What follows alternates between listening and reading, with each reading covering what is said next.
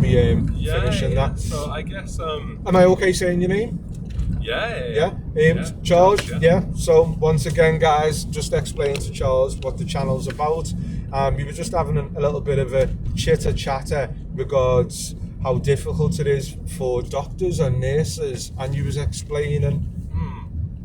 Yeah. So I mean, at the moment there is quite a bit of a jobs crisis with doctors, and the reason for that really is that there's just such a regimented pathway that we all need to sort of follow to progress in our careers, and all doctors in theory do Foundation 1 and 2, F1 and F2, and those are the first 2 years that you finish uni and you should have a guaranteed job for 2 years. But after those years are completed, really to keep progressing you need to get onto a national training pathway, and the national training pathways are very closely regulated, and ultimately there's just not enough spots for them really for all the people that are applying.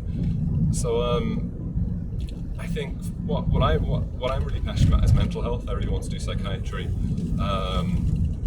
That's what I've been passionate about for a very long time, and I think the number of training jobs for psychiatry, if I wanted to get a permanent psych job and progress in that career, I think there are about 500 jobs a year, and I think there were something like 20,000 applicants this year for those 500 jobs. Wow. So it's 20,000 in the UK. In the UK, okay, yeah. So wow. that includes UK applicants and people applying from abroad, and it's about, I think it was 20,000 in total.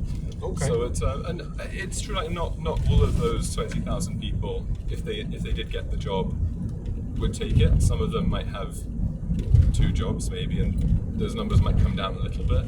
But it's I think it's pretty much doubled to how it was last year, where I think it was about 10,000 applicants for those 500 spaces. Okay. And at the moment, I think what we're really seeing is a very large bottleneck where it's getting harder and harder to get onto those training jobs and then progress your career. Okay. And that's really the problem that we're sort of having at the moment.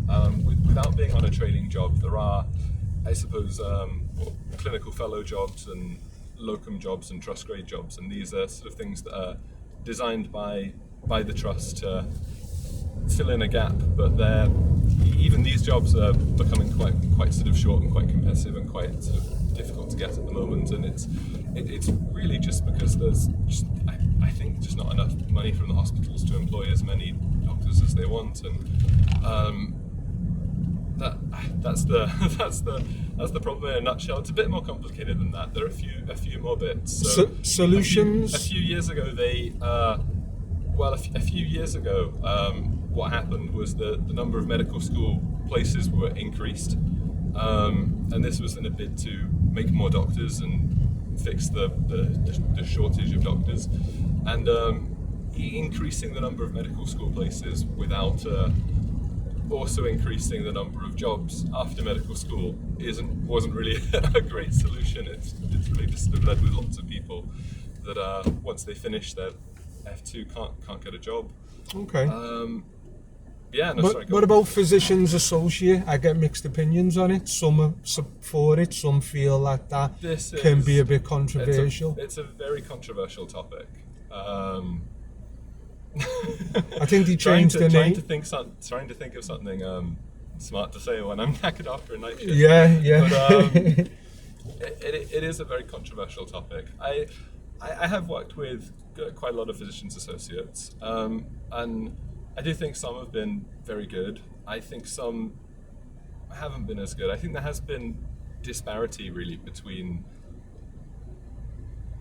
those that I've worked with, and I don't feel like they've all necessarily been to the same standard. I suppose there's been quite a lot of difference between the sort of the ones that I felt were very good and the ones that aren't very good. And I suppose that's not great. I mean, if there's some that sort of like work extremely hard and become very familiar in a field and are very passionate about it, they do pick up a lot of skills and become good in that area. But I suppose there's the risk of all the things that you don't know and the unknown unknowns, if that makes sense. Okay. Have you heard of the Dunning-Kruger effect? Or, I have, but I forgot exactly what it is. Can you remind me? I have heard of it. Oh, so really, when people talk about the Dunning-Kruger effect, they're usually referring to a graph that isn't actually part of the Dunning-Kruger paper. But I'm not going to get into all the nuances of that. But the interesting thing is that there's more or less a graph which is quite interesting that talks about, which people are usually referring to, which talks about confidence and ignorance, really. Okay, and yeah.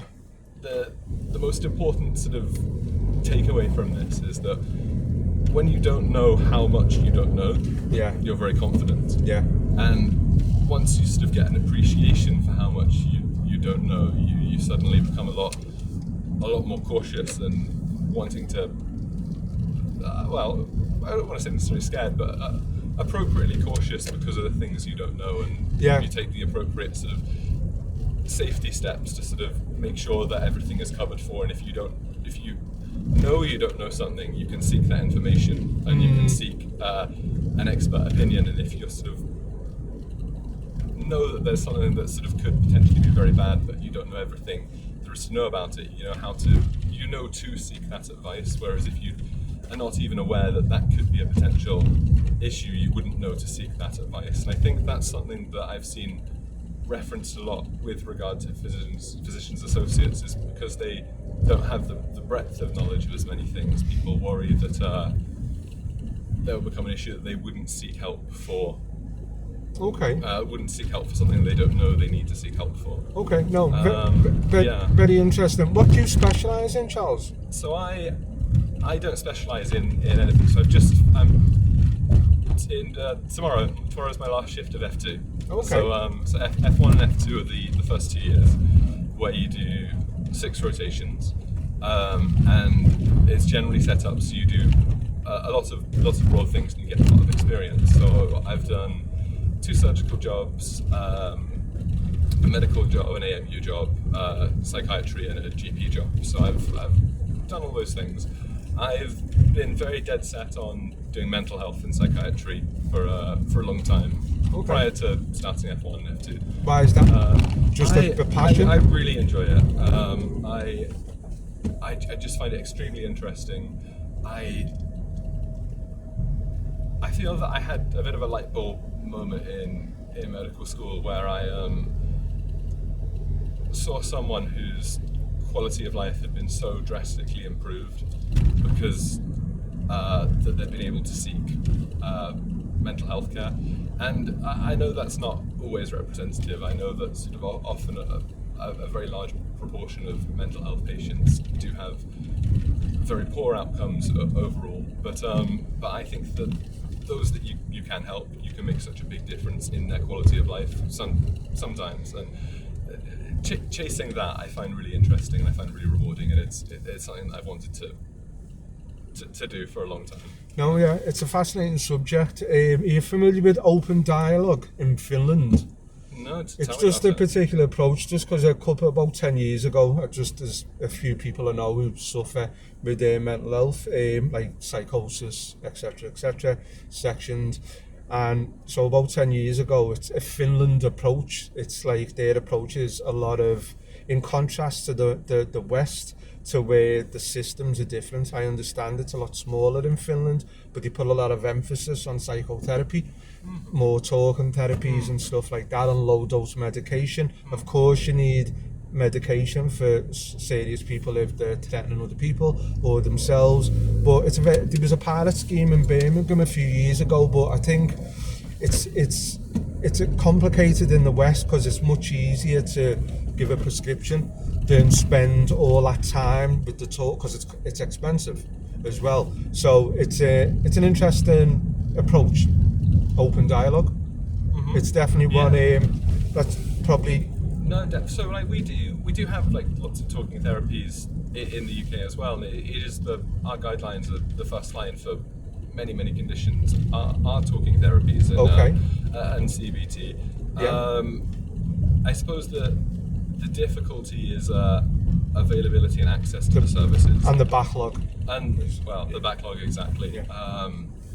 just like with operations, there's a very long wait list and a very long wait list for clinics. There is also a large wait list for a lot of very important talking therapies as well. What? But it's very tricky. I mean, getting down that wait list is extremely difficult. I mean, were you saying this was in Finland? This was in Finland, yeah. What's their system? Because I don't know their so system it's a small. The country is a lot smaller. Like when you like YouTube and Google open dialogue, there's tons of information. There's loads of videos of people spending like hours with certain people with like high level schizophrenia and getting them, because a lot of it comes down to trauma, doesn't it, with a lot of mental health and stuff like that. And I just think, once again, I'm not saying it's a one size fits all solution.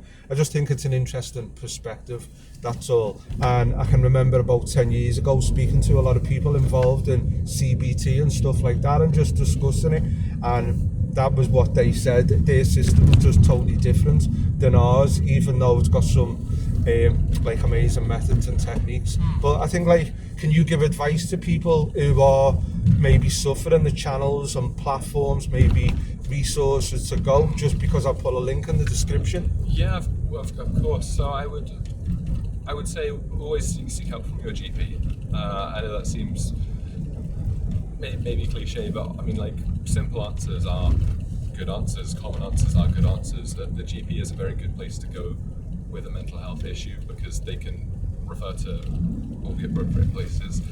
In Liverpool, we have Talks Liverpool. Talks Liverpool. Okay. So you don't actually need to go to a GP to be referred to Talks Liverpool. I think that doesn't mean that you shouldn't visit your GP anyway, just so they can make sure that you're safe. They can make sure that we've done everything appropriate to make sure that all the appropriate safety is in place. But Talks Liverpool is something that you don't have to go through your GP to. It is a counselling service that you can sign up to online, and it's primarily an adult service. There's also YPass. So YPass works with children. Yeah, it's amazing. There's one by the Adelphi. And I think that they're really, really good. So all the feedback that I've heard from them has been extremely positive. They're the two main ones, at least. For more specialist behavioural therapies after that, they would usually require going through a psychiatrist and getting a specialist referral. But those are the two big ones. Okay. I suppose there's also a lot of groups that would help with substance abuse as well, and they're equally probably go through the GP is probably the easiest way to.